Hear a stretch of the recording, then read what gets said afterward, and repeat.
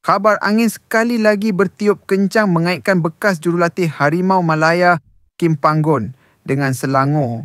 Nama Kim Panggon bukan asing dalam kalangan peminat tempatan selepas pengendali kelahiran Korea Selatan. Itu pernah membimbing skuad kebangsaan dari 2022 hingga 2024.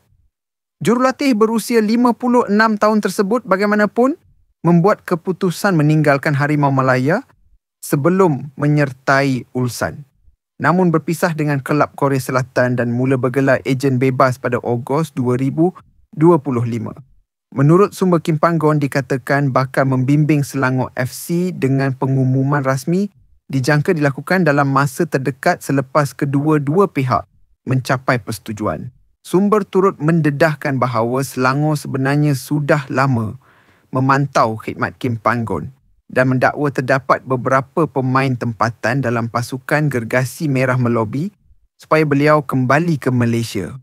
Untuk rekod ini bukan kali pertama Kim Panggon dikaitkan ke Selangor selepas nama bekas jurulatih Ulsan HD itu turut dilaporkan hampir menyertai kelab Lembah Kelang berkenaan sebelum ini.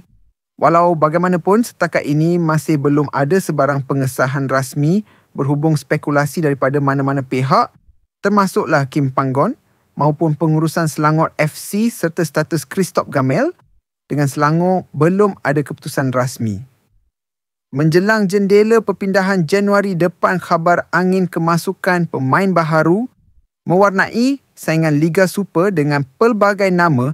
Bintang import akan memperkuatkan beberapa skuad Liga Super.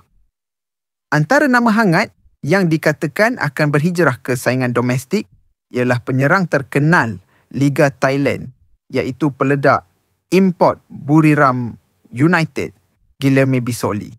Desas-desus bertukar angin ke Liga Malaysia mula tersebar selepas pemain kelahiran Brazil berkenaan berkongsi gambar berada di Kuala Lumpur di laman Instagram Story. Walaupun gambar tidak menunjukkan sebarang petunjuk Bissoli bakal menyarung jersey baru, namun tindakan Buriram United yang menandatangani dua pemain baharu memberikan jawapan kepada masa depannya. Baru-baru ini jaguh Liga Thailand berkenaan mengesahkan kemasukan dua pemain baru mereka iaitu Ruben Sanchez dan Emmanuel Toku. Kedua-dua direkrut memperkuatkan jentera serangan skuad Istana Kilat. Namun naib Presiden Buriram United sudah nafikan serta dia hanya bercuti dikit.